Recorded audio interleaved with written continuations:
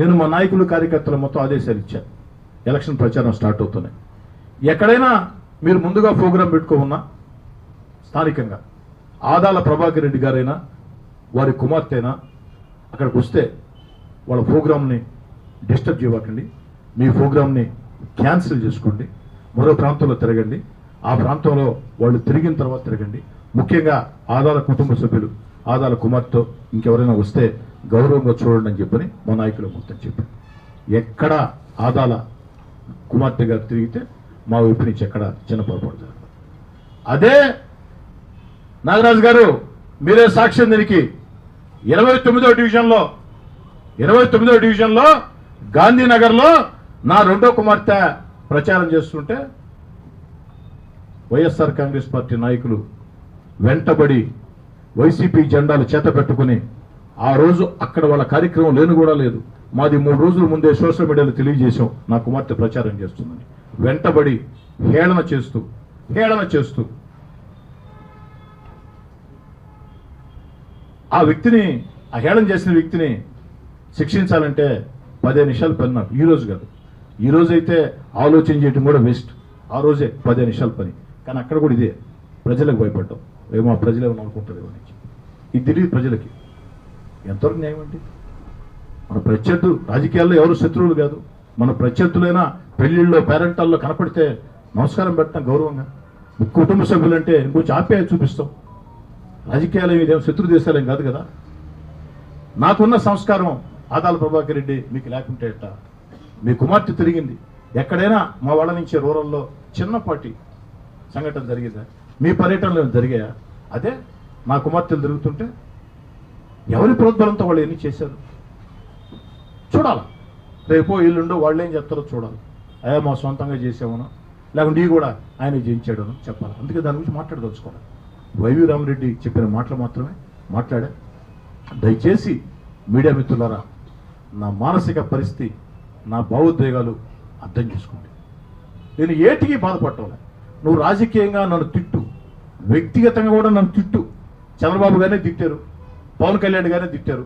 వారితో పోల్చుకుంటే నేనెంత? లోకేష్ గారిని తిట్టారు, నేనెంత వారితో పోల్చుకుంటే? ఒకరు సుదీర్ఘ అనుభవం ఉన్న వ్యక్తి చంద్రబాబు నాయుడు గారు జీవితంలో ఏ రోజు కూడా కన్నీటి బొట్టు కాల్చారు. చంద్రబాబు నాయుడు గారు ఈ రాష్ట్రంలో కాదు, 2 తెలుగు రాష్ట్రాల్లో చంద్రబాబు గారు లాంటి రాజకీయ అనుభవజ్ఞుడు ఎవరూ లేరు. ప్రత్యర్థులు సైతం అంగీకరించాల్సిందే. ఈ దేశంలోనే ఒక 5-6 మంది ఉంటే సుదీర్ఘ చరిత్ర కలిగిన వాళ్ళు ఒక నవీన్ పట్నాయక్ గారు, అలాంటి వాళ్ళల్లో చంద్రబాబు గారు ఒకరు. అలాంటి చంద్రబాబు గారు అలిపిరి వద్ద బాంబుల దాడులు జరిగితే, ల్యాండ్ మైన్స్ పేలితే కూడా కన్నీళ్లు పెట్టాల. అలాంటి చంద్రబాబు గారిని నిండు శాసనసభలో ఏ విధంగా అవమానించారో కన్నీళ్లు పెట్టారో తెలుసు.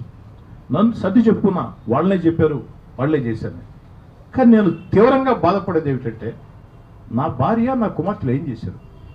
ఇంటికి వస్తే టీ ఇచ్చారు, మీకు అంకుల్ బాగుండవు అని అడిగారు, అన్న బాగుండవు అని అడిగారు, అక్క బాగుండవు అని అడిగారు, టిఫిన్ పెట్టారు, భోజనం పెట్టారు, ఏదైనా కనపడితే గౌరవంగా తిరిగారు. వీళ్ళలో కొంతమందిని అయితే నా భార్య ఇతర ప్రాంతాలకు ఎక్కడికైనా వెళుతూ ఉంటే వాళ్ళని కూడా తీసుకెళ్ళింది. ఒక షిడ్డీకి కావచ్చు, మరోదానికి కావచ్చు. అంత గౌరవంగా మేము చూసాం కదా, బిడ్డలాగా చూసాం కదా. మాట్లాడితే మాట్లాడారు. నా భార్య నా కుమార్తెల ఫోన్ నెంబర్లకి నేరుగా పెట్టేది ఏంటి? గ్రూపుల్లో మీరు పెట్టింది చూస్తారు కదయ్యా, చూశారో లేదో? మానసిక ఆనందం.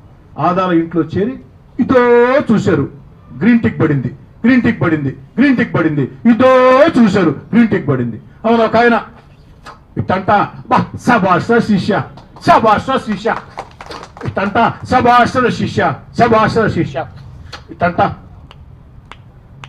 చిటికి లేస్తా. ఏంటండి ఇది? నేను చెప్పటం కదా, నిన్న ఆదాల కుడిభుజం వైసీపీ రాష్ట్ర కార్యదర్శి వైవి రామరెడ్డి చెప్పారు, ఇదంతా ఆదాల జయించాడు. అంటే వారు వివరణ ఇవ్వాలి. వారు వివరణ ఇవ్వకుండా కూడా నేను మళ్ళీ మాట్లాడతాను.